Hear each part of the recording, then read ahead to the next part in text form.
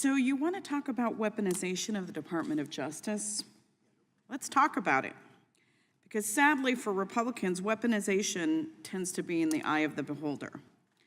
They delight in talking about false allegations of politicized attacks on Republicans, but I want to talk about the real weaponization, the one that would come from a second Trump-led Department of Justice. We are already watching in horror as women across the country lose their autonomy, their dignity, and even their lives because of draconian abortion bans in dozens of states, which Trump delights in. He brags about choosing the Supreme Court justices that overturned Roe v. Wade. And if we get into a second Trump presidency, the weaponization we are witnessing will be orchestrated by the DOJ at Trump's demand. Trump's Project 2025 mandate for leadership calls for some of the most restrictive abortion and healthcare bans imaginable. In short, it lays out the path to eradicate reproductive health care and women's privacy. It calls for the CDC and HHS to closely monitor and report on individual women's health and abortions, keeping track of when women travel across state lines to seek reproductive health care and at what stage of their pregnancy they're in when they do. And alarmingly, it calls for the DOJ to criminally punish abortion providers who distribute abortion medication through the mail. Mr. Kirshner, one of the proposals I mentioned is for the CDC to track women's movements to access abortions across state lines. The mandate also calls for the president to be able to direct the investigations and litigation by the FBI and the DOJ. So hypothetically, even though that CDC-related part of the proposal didn't mention DOJ prosecutions, there are risks that a far-right government outlined in Trump's Project 2025, collecting that data, could weaponize it against the women seeking health care in a criminal context. Is that correct? So in other words, it would be possible to take CDC data about women who have sought abortions and direct the DOJ and the FBI to target those individuals. Is that correct? It is, yes. Tracking women who are pregnant, it's horribly reminiscent of tracking and hunting animals. It really endangers. Like stalking. It endangers people. It's like stalking. Let's be honest.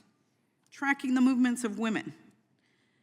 The mandate also calls for the enforcement of restrictions on DOJ grants to comply with conservative ideology, such as prohibiting sanctuary cities from receiving federal funding.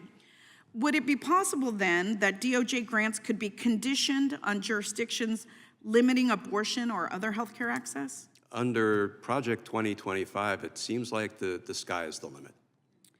Thank you. These extreme restrictions are far from the only alarming agenda points in Trump's Project 2025.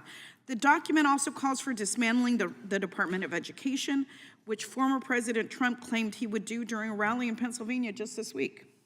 It calls for allowing businesses to discriminate against protected classes. It calls for reversal of the LGBTQ+ equity focus of the Biden administration. And if any of these proposals were to be challenged in court, Trump's corrupt Justice Department, led by loyalists, would defend these awful provisions. Mr. Kirshner, if any of these offensive proposals are challenged, they will be defended by the Department of Justice.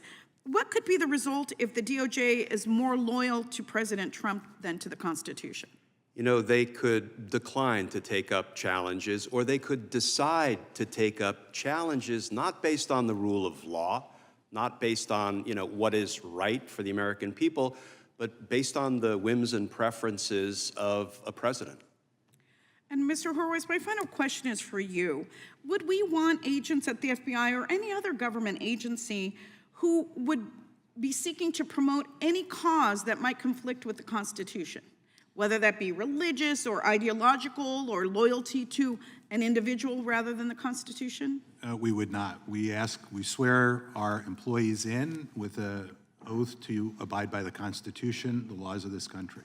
So does it seem like a great idea to scrap our complete civil service and pack every federal agency with people that are loyal more to an individual than to the Constitution, or more to religious ideology, or more to some other kind of ideology?